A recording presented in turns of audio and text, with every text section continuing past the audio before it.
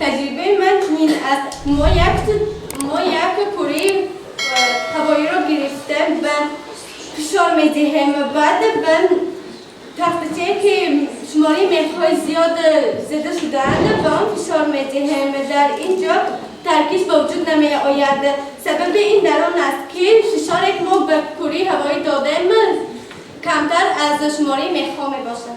این تجربه فیزیکی از طرف خوانندگان صنف هفتم مؤسسه تعلیمی رقم 21 شهر خوجند گذرانیده شد. خوانندگان صنف بالای در درس فیزیک با تشکیل درس گشادی نمونوی سطح دانش خود را سنجیدند. آموزگار این فن امید رافعی و درس را با استفاده از اصولهای نوی تعلیم گذرانیده و خوانندگان مفهوم فن فیزیک و مقصد آموختن فن را شرح داد. حل فرموله و مسئله های فیزیکی در تخته صنف از جانب خوانندگان در فرصت معین تا جای شوق‌آور گذرانیده شد، زیرا هر یک خواننده کوشش میکرد که از رقیبش زیادتر فرموله نوشته مسئله را حل نماید. دینامومتر از کلمه لاری گرفته شده، معنیش دینامیسم، قوه و متر و چند میکنه میباشد.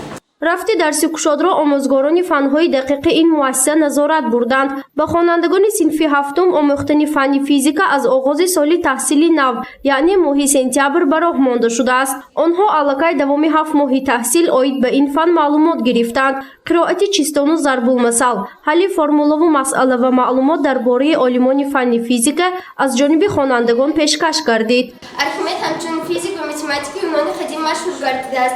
او قانون فشنگ را مقرر نموده، قانون گیدروستاتیکی را کشف کرده است. چنین کردن حجم جسم‌های شکل گئومتری نادرست داشته را ارخیمید فهمیده در اساس آن را کشف کرده است. اسبابی که اریومتر نام دارد اسلوب دست اوست. برگزاری درس گشادی نمونوی به اعلان شدن 20 ساله آموزش فن‌های دقیق ریاضی و طبیعت شناسی بخشیده شده است. آموزگاران میگویند که طریق گذرانیدن درس گشاد سطح دانش خوانندگان از فن‌های دقیق بلند کرده می شود.